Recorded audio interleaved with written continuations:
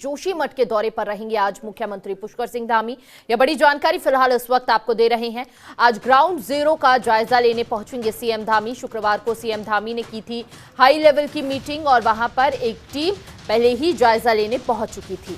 जोशीमठ में हो रहे भू धसाव को लेकर बैठक हुई। प्रभावितों के पुनर्वास की वैकल्पिक व्यवस्था के लिए निर्देश भी जारी किए गए हैं। उस बैठक में जानमाल की सुरक्षा और बचाव पर ध्यान देने की जरूरत है। सीएम पुष्कर सिंह धामी ने सीधे तौर पर यह निर्देशित किया है अधिकारियों को, लोगों की मदद करना हम सबका दायित्व और जिम्मेदारी है। वहीं तत्कालिक और दीर्घकालिक योजना पर गंभीरता से करना होगा काम। इसके अलावा सीएम धामी ने अधिकारियों को जरूरी और सख्त निर्देश दिए हैं कि मानसून से पहले जोशीमठ में सीवरेज ड्रेनेज का काम पूरा करें। प्रभावितों को 6 महीने तक मदद करने का राज्य सरकार ने आश्वासन भी दिया है। जो परिवारों के लिए सुरक्षा स्थानों तक पहुंचना संभव नहीं हो पाया, वो लोग कहीं और किराए के मकान में रह सकते हैं, जिनका किराया 6 महीने तक सरकार भरेगी। तो ये बड़ी जानकारी फिलहाल इस वक्त आपको दे रही हैं। और आपको बता दें कि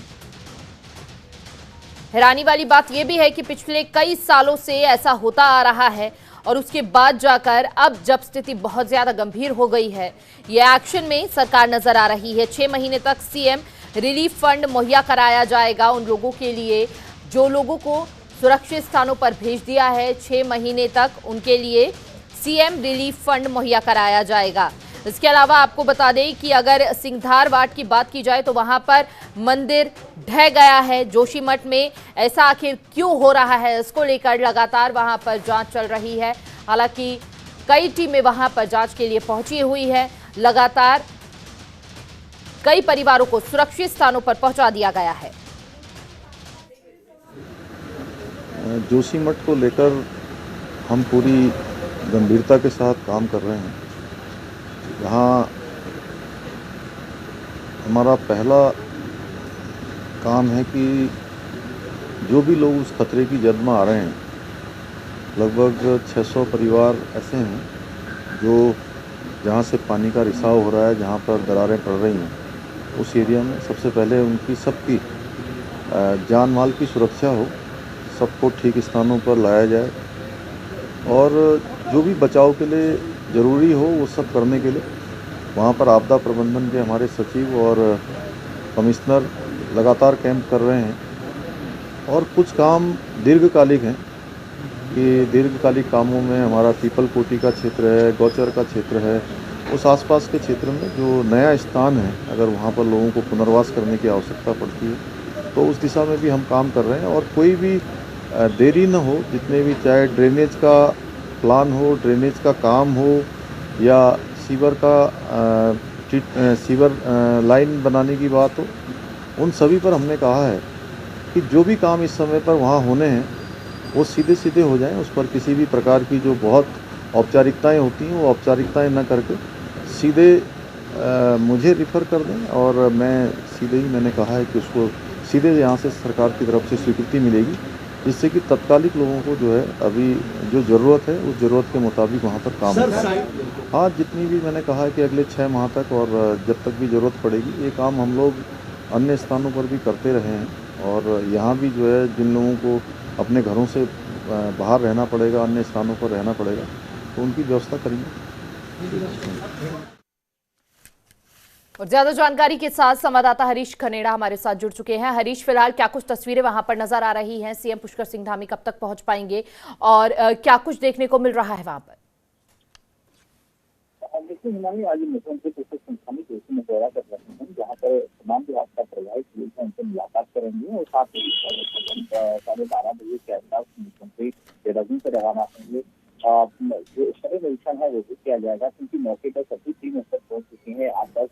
आपदा सचिव और तमाम जो रेस्क्यू दल है वो भी यहाँ पर मौजूद हैं।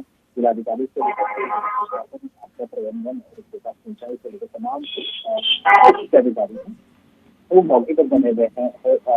सचिव हैं, तमाम लोग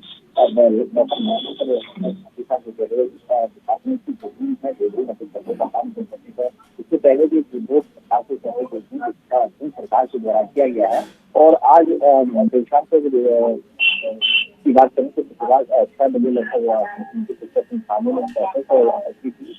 इसके साथ तमाम बातें इस तरह की गई है। सिविल्स को लेकर के उन्होंने कहा है कि सरकार के आदेशों की सिविल्स का काम मानसून से पहले यहाँ से हो जाना चाहिए। इसके साथ ही जो आपदा प्रभावित जो लोग हैं, लोगों के जो भू विकास की चपेट में है, उनको सुरक्षित कराना सरकार की प्राथमिकता है और लगातार सरकार की तरफ से उन लोगों की की जो जिम्मेदारी है लगातार जारी है। अभी की अगर बात करें तो लगभग 150 से उनको बताया गया है और इसके साथ ही जो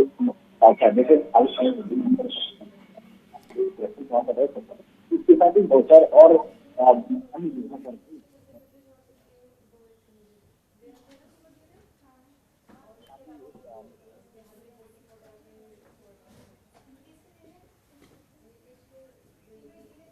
तो तकनीकी कारणों के चलते संपर्क टूट गया है, लेकिन दोबारा जुड़ने की कोशिश करेंगे। आपको बता दें कि 561 मकानों में दरारें आ चुकी हैं। जल शक्ति मंत्रालय ने टीम गठित की है और 3 दिन में रिपोर्ट देने की बात कही गई है।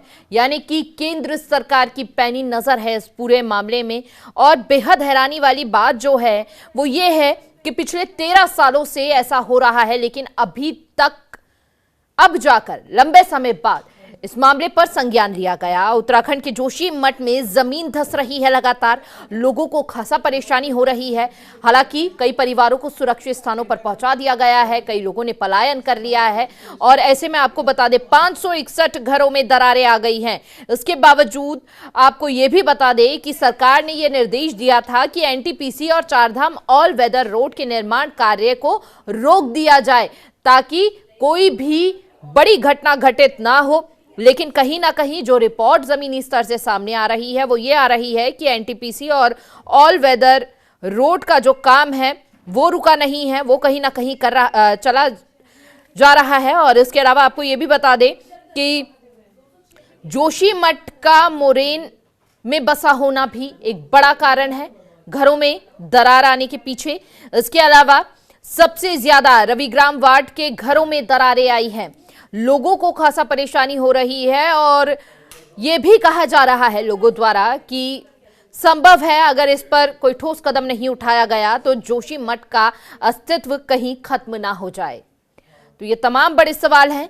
इसके अलावा आपको बता दें कि केंद्र सरकार द्वारा जल शक्ति मंत्रालय ने टीम गठित की है। 3 दिन में रिपोर्ट मांगी है कि आखिर इसके पीछे के कारण क्या है, क्या वजह है और अब तक इस पर कार्य क्यों नहीं किया गया है। 3 दिन का समय दिया गया है। 3 दिन बाद रिपोर्ट पेश होगी और उसके आधार पर आगे की कार्रवाई जारी रहेगी। तो जोशीमठ में लगातार जमीन धंस रही है और कागजों में सुरंग बाईपास का काम बंद, हकीकत में बड़ी मशीन पहाड़ खोदती हुई भी नजर आ रही है। हरीश हमारे साथ एक बार फिर से जुड़ चुके हैं। हरीश, देखिए, सरकार ने सीधे तौर पर ये निर्देश दिए थे कि एनटीपीसी और चारधाम ऑल वेदर रोड का जो निर्माण कार्य है उस पर रोक लगनी चाहिए, लेकिन जमीनी स्तर की बात की जाए तो अभी भी वो कार्य जो है वो चल रहा है। ऐसा क्यों? देखिए, आज मुख्यमंत्री पुष्कर सिंह धामी आपदा प्रभावित इलाकों के का दौरा करने वाले हैं। तमाम जो प्रभावित लोग हैं उनसे मुलाकात करने वाले हैं और उसके साथ ही जो रेस्क्यू दल है वो भी मौके के लिए पहुंचे हुए हैं। और जहाँ तक सवाल है कि जिस तरह से मुख्यमंत्री ने कहा है कि सभी जो निर्माण कार्य है वो सरकार प्रभाव से बंद किए जाने चाहिए, लेकिन बावजूद कहीं जो कार्य अभी चल रहा है, चाहे वहाँ में सेलम के आसपास की जो जगह पर जो निर्माण कार्य हो रहे हैं वो भी इसकी एक वजह मानी जा रही है। और जो यहाँ पर जो सर्वे की जो टीम है वो लगातार सर्वे कर रही है और उसमें ये भी पाया गया है कि जो निर्माण कार्य जो हुए हैं, चाहे वो पीएचईसी के द्वारा हो, एनटीपीसी के द्वारा हो या के साथ बीआरओ के द्वारा हो, तमाम जो यहाँ पर निर्माण कार्य हो रहे हैं इनकी वजह से कहीं न कहीं जो जोशीमठ है वो खतरे की जद में है। और ऐसे में मुख्यमंत्री ने भी कहा है कि सभी जो निर्माण कार्य हो रहे हैं उनको सरकार प्रभाव से बंद किया जाए। लेकिन अभी जिस तरह से आपने भी जिक्र किया कि अभी भी निर्माण कार्य कई जगहों पर हो रहा है, तो इन लोगों पे मुख्यमंत्री का संज्ञान लेंगे और इन लोगों पे कार्रवाई की जाएगी। इसकी जिम्मेदारी जिला प्रशासन को दी गई है क्योंकि वहाँ पर सभी जो उच्च अधिकारी हैं वो मौजूद हैं। हरीश, ये भी आपसे जानना चाहेंगे, सिंघधार वार्ड में एक मंदिर ढह गया, ऐसे में अभी फिलहाल वहाँ की क्या कुछ स्थिति बनी हुई है? देखिए, निश्चित तौर पर देखिए महिमा ने लगातार जो भरने का सिलसिला वो जारी है। लगातार लोगों के घरों में लगातार दरारें पड़ रही हैं। जो अभी भी जो मत निकल रहा है, जो पानी रिसाव हो रहा है, उसका थमने का नाम नहीं है। हालांकि उसका ट्रीटमेंट अभी नहीं किया गया है। अभी सिर्फ जो टीमें हैं वो सर्वे कर रहे हैं और आज मुख्यमंत्री भी यहाँ पर पहुंच रहे हैं। सिंघार की आपने बात की है तो सिंघार में जो चाहे मंदिर हो चाहे आवासीय भवन हो वो भी खतरे की जद में है। और ऐसे में सरकार की प्राथमिकता है, जिला प्रशासन की प्राथमिकता है, जो आपका जो टीम वहाँ पर मौके पर है उसकी प्राथमिकता है कि सभी जो लोग हैं उनको सुरक्षित स्थान पर ले जाया जाए। और एक बड़ा सा यहाँ पर फायर हाउस बनाने की तैयारी की जा रही है, जो उनकी लोगों को जो आपदा प्रभावित लोग हैं उनको वहाँ पर ठहराया जाएगा। हरीश, क्या पूरी तरह से खाली करा लिया गया है सभी मकानों को? यहाँ वहां पर अभी भी कुछ परिवार हैं? बहुत ज्यादा लोग यहाँ पर मौजूद हैं। जिस तरह से अगर अन्य लोगों की बात करें तो कहीं न कहीं तमाम जो लोग हैं उनको खाली कराया जा रहा है।